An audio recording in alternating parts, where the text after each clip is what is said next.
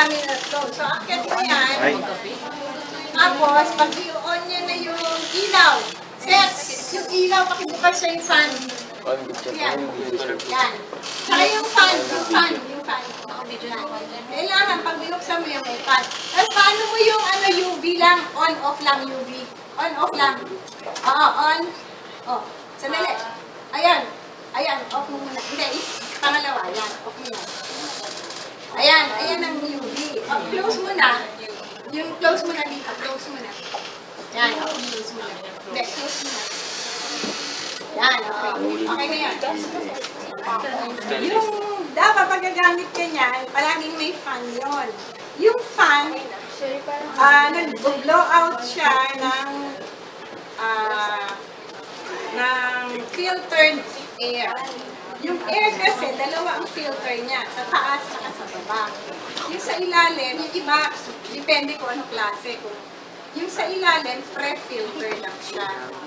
So, ina-pref niya yung papasok na hangin. Tapos, pagka nagsihigop na siya ng hangin, yung na-pre-filter niya, aakyat yan sa taas yung hangin. Tapos, i-blow out niya, dadaan siya sa HEPA filter. Yung mga yung filter din. HEPA filter yun. So, paglabas ng hangin, malinis na yun. So, bine-reduce mo ang contamination na kukuha mo from fungus, bacteria, kasi kailangan na sterilize. So, bago mo gamitin yun, i-on mo muna yung UV, kasi yung UV nag-sterilize naman sa area. Tapos, bago mo gamitin rin siya, aside sa UV, sterilize mo pa rin ng 70%. So, lahat ng area yan, dapat sterilize. So, pati yung kwarto, ini-sterilize din namin ang doon. So, more or less, hindi mo ma 0% ang contamination. At least, ma-reduce mo ang contamination. So, yun yung, diba? Kasi kailangan namin, once na na-contaminate yung hindi na namin magagamit. Diba, mamatay na yung pipes ng plastic. Pwede mo possible na yun ang pagpupuntahan ng infection na parang lumabas. So, pagka natapos mo yan, gagamitin mo yan, so, makikita mo, meron doon yung sterilizer din yun, ng mga forceps. Sterilize pa rin yung nandun sa loob. Meron pa rin mga sterilize. So, yung mga media na nandun sa dulo, sterilize na yun. For use yun para sa pagtatanong. Sterilize na yun. Yung sinasabi ko, prepared media. Yun yung nandun sa dulo. So, pagka nalinis mo na ulit yun ng alcohol, dito, nalinis na ng alcohol. Beto na, sterilize na yan, saka ka na pwedeng magtanim. Pero yung tatanim mo, gagamitin yung mga forceps, scalpel, mga spatula, puro sterilize. Habang mo ginagamit sila, sterilize mo pa rin siya dun sa bead sterilizer na dito sa left. Bead sterilizer. Yung isa naman, lalagyan mo ng ethanol. Siyempre, kailangan mo rin ang Bunsen burner o yung step down Bunsen burner. Kasi, habang ginagamit mo yung palagi mong sterilize yung mouth ng kanyang mouth ng kanyang baton, saka yung kanyang ginagamit. Palagi sterilize na. So, madami kang ways na para sterilize. Para at least yung mo. So, ngayon, pag natapos na rin dyan, dito ka naman pupunta.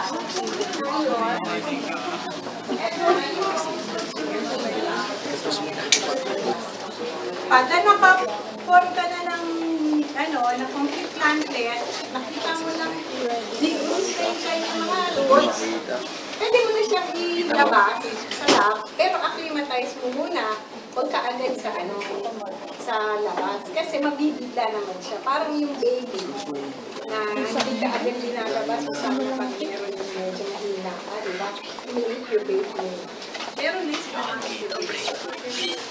pag hinabas mo din sa bottle. Kasi mabawagdan sila, sanay sila na malinis. Pag hinabas mo ka agad, siyempre, medyo mababa ang kanilang So, pa-stabilize mo muna sila para ma-acclimatize sila dun sa pot bago mo itanim sa labas. Para for selection, for evaluation, and final na yun, final stage na. So, yan yung mga ginagamit namin na mga pare.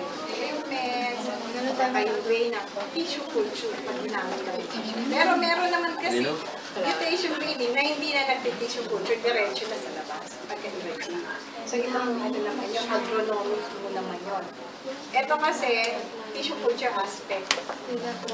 Magagamit mo to pag pangmadamihan. Kagaya sa orchids. Nandun sa dulo yun yung orchids. O yun yung orchids. So yung magagamit mo. So sa orchids kasi, hindi mo naman siya matatanim kaagad sa soil. Dapat dito muna. Madami mo muna siya, tapos saka mo dito sa soil.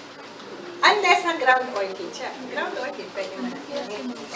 Pero lahat ng orchids, halos lahat, 90% ng orchids, kailangan mo din ito tissue culture. Tawag nila doon, embryo culture. Kasi ginagamit ng embryo, hindi tissue. So yun yung ano. Mahirap, matagal, mahirap, pero madami. Once nakuha mo na yung tamang technique, saka yung tamang ano niya, mabilisan na yan. So kung makikita nyo, yung mga nanggaling dito, galing na sa isang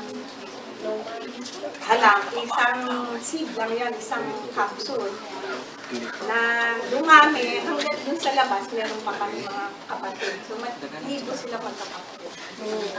Madami. Kasi tissue culture, isa yan sa application. Aside sa mutation breeding, pwede mong gamitin sa mutation breeding, pwede sa mass propagation, pwede mong gamitin para ma-reduce mo yung virus, para makaka-form yung virus na halaman. Kunyari yung nanay niya may virus. Kunin mo lang yung shoot tip niya, virus-free na yun, o yung resistant. Ang lalabas, walang disease na halaman. So, pinarescue mo yun siya. So, yun yung application ng mga tissue. Isa, pero sa amin, sa mutation breeding, sa agri, nagagamit namin ang tatlo. Ginagamit namin for mutation breeding at tissue culture, ginagamit din namin for mass propagation, makadami. At saka ginagamit namin vegetative kasi kinakat lang namin yung mga part ng plant, tapos magkakaroon na siya ng another food. So, kunyari, kagaya niyan, iniradiate namin yung haptotilido ng mangustin. Tapos, pinag-grow namin. Gusto kong mag-nodule. Kukunin ko lang yung nodule, tapos itatanim ko ulit sa tissue culture. Mag-grow ulit siya into another plantlet. Ngayon, hindi na ako pupunta dun sa labas para antayin sila mag-form pa ng seed. Kasi matatagal. So, kung na-perfect ko na yung advance ko na lang sa 5th generation using vegetation. Yun yung naano lang aside sa mass propagation. Yun yung mga so, pwede rin kami gumamit ng growth chamber, yun yung nandun na nasa baba. Growth talagang chamber, pero sira yun ngayon. Pwede na mga cultures namin, pwede rin namin pinag sa tapos para mag-grow sila. Hindi na namin pinag. Pero ano yun, mga balikan. Gilid. Gumilid ka. Yan ang mga ano lang ginagawa ng tissue culture sa agri. So, ginagamit namin mga muslim, mga ambon, orchids. So, far yun lang ang ginagawa nila namin. Masugaw. Sa tama na namin. Pag ano namin, i-autoclave ulit namin para mamatay ko na. Back to zero pa. Pero kung may naiwan ka naman, kagaya noon, meron doon sa nagsasalit. Yung nagsasalikuran. Kita kayo, meron na nag-grow. Pero yung sa before na, may mga nakontaminate.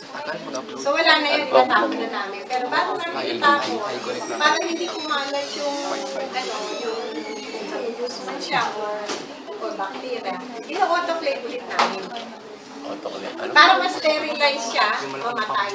So, hindi nadadami. Kasi kung di ba yung iba, seed, ay mga ibang hindi na seedborne, kundi airborne. Di ba yung mga fungus, pag nasa inabas mo, magkakaroon. So, posibleng lahat. Kasi sa ibang bansa, problema nila, pag magkaroon ng lahat na ng kanilang medium, lahat ng kanilang cultures na umamatay. So far, dito naman, napocontain natin yung mga contamination. So, bago itapon, pag contaminated, ino-autoclave na. Pero pag hindi naman siya contaminated, pwede natin nag-transfer lang, pwede mo nang linisin. Pero once makakita kami na may mas isang contamination, wala na yun, pwede mo isalba, kaya lang, kadalasan hindi mo nasasalba. Minsan, since contaminated na sila, pwede mo itanim sa labas. So, yung may iba, nabubuhay pa. Pero yung iba, kadalasan hindi na lang. So, para hindi dumami yung contamination ng kwarto, kaya ino-autoclave namin bago namin hugasan yung mga cultures, yung mga contamination. Bato nga ako sa inyo.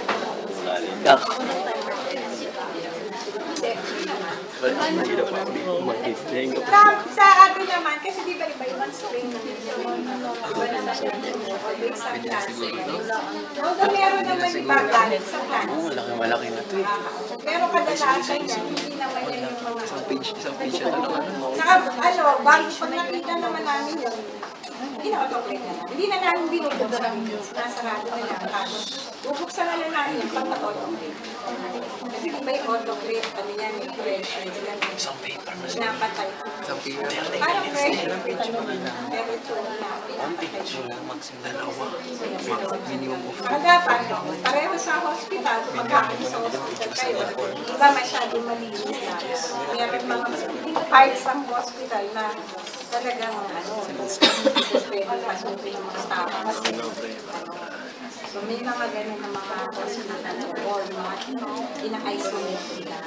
So kasi mamaya, reverse isolation, minsan ikaw nagdadala doon, minsan naman sila yung nagbibigay sa'yo.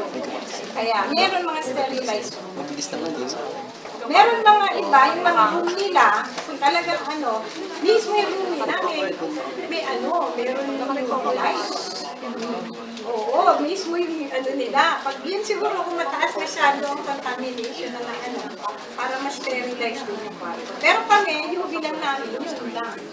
Yung laminar flow lang. So far, wala naman kami mataas na contamination. Ay, kami na. Kadalasan talaga malinis. Kaya hindi pwede yung kaya naka-cubicle na cubicle ang mga lamas. Kasi mga animals na o ano ba? Tanong yun, ha? Sarap. Sige, Paano po yung tinatanggal sa organ? Babasagin. Pinaforset. Yung iba, kung minsan nasa technique eh. Pero hindi mo babasagin yung bote. Sayang kasi yung bote. Paano pinaforset? Pinaforset mo. Pwede rin tong. Ha? Tong, ang laki-laki. Hindi, pinaforset mo. Kaya pwede. Pero pag malaki na masyado at gusto mo na itanim sa labas, hindi pwede. Basta basagin. Lagyan nyo lang ng tubig, tapos medyo pwede yung dahan-dahan. Pwede sabihin mo. Galing. Oo, dahan-dahan. Ang bata yun. Sorry na lang. Sorry ha.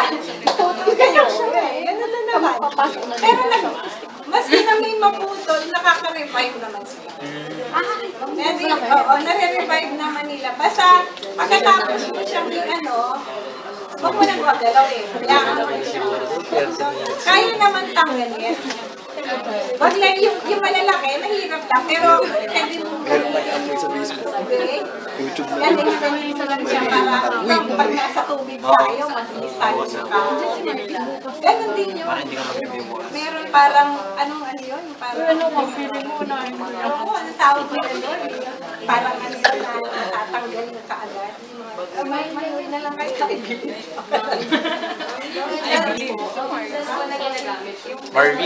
Marvy, kaway ka nga. Ang dami nagtatanong eh. Look, andyan si Mar.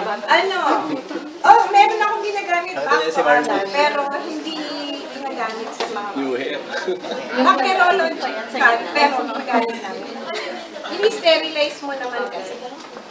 Kaya na, meron, pero hindi yung potato dextrose na. Nadalasan ang ginagamit sa micro, diba, potato dextrose. Pag nag-spray, pero hindi kami gumagamit ng potato. Ordinary agay ako. Kumisa nga pag walang-wala, alam mo yung jelly, yung binibili na kapag gano'n, yung gulaman. Kasi gulaman lang naman yan. Actually, yung kaya kami agad, pampatigas lang noon. Kasi yun lang ang rule ng agad. Aside with soil na solid. Kasi pag hindi ka nagamit ng solid, liquid na gamitin mo, kailangan mo ng shaker. Meron kami shaker na meron mo nasisilip din. So may sink, meron doon shaker na yon. Kaya lang, kasi ako isi-shake siya. Kasi pag hindi mo siya sinake, lulubog yung halaman mo, malulunod. Kailangan i-rate mo siya, may hangin. Diba parang yung isda. Diba yung isda pag nasa aquarium, lalagyan mo rin siya ng aquarium. Oh, ganon din sa ganon din sa halaman. Kasi pag hindi mo siya i-rate, wala na siyang exchange ng oxygen, nalulunod siya, bumababa siya. Siyempre, hindi mo siya na-shake eh, bumababa siya. So, unless isa-shake mo, may shaker yan, parang isang ganon, may mga parang lagayan siya ng mga glass. Tapos, bubuksan mo, magsishake yun. So, liquid ang media mo, mas di na liquid, may aeration, nagsishake siya, hindi namamatay yung ano. Pero pag liquid at hindi mo nilagyan ng aeration, mamamatay yun. So, ang ginagamit namin para mas mabilis, liquid na, solid na lang. So, gagamit kami ng agar. Pwede yung ordinary agar. Actually, mas ordinary agar, mahal. Mahal talaga siya. Pinakaano lang, nakamura lang. Oh, may question pa? Wala na po. Ma'am. Sarap. Ma'am, sisi lang po. Ano ba? Ma'am, yung aquacultured plant po, dito rin po, ano rin po ba yun? Mutant din po ba yun? Aquaculture? Opo. Ma'am, ano siya? Yung mga plants na tinatanim sa tubig. Ay, parang ano? Water lily? Hindi. Katulad po nung lechugas, di ba lechugas po dapat sa soil? Meron micronutrients. Kangkong. Waters. Kangkong. Hindi siya aquaculture. Ano siya eh? Kasi yung nasa micronutrients na ginagamit. Pero nakataas din yung ano noon. Mga agoxit. Nakaanan lang yun eh. Food lang ang nakaano eh. Naka-sulfur. Opo. Pwede yun. Pero kung ibabagsak mo yung halaman. Hindi po ba? Hindi siya. Ano yung tanong mo? Thank you po. Ma'am, pwedeng isabag ko sa auto. Ay. Ang naubos na. Sterility. Ang naubos na. Gagawa ko ng bagong media. Tatanim mo siya. Isa sa na-transplant. Hirap lumabas. Hindi na, kasi sterilized siya. Hugasan mo lang siya pag galing sa labas, matatapos na pag-reject mo. O kaya, nakabili ka ng soap na ano, yung gagawin yung explant, yung source ng ilong halaman, yung pag-umpisa ng halaman, dapat sterilize yun pag tinanim mo siya. Pero once na hindi naman siya napag-namin, doon na siya sa loob, paglabas mo, hindi mo na-sterilize. Ay, sterilize mo lang yung mga gamit. Kasi gagawin mo na siya sa loob ng gamit. Hindi mo siya pwedeng itanim o kaya i-transplant sa labas ng lamin. So, dapat nasa loob palagi.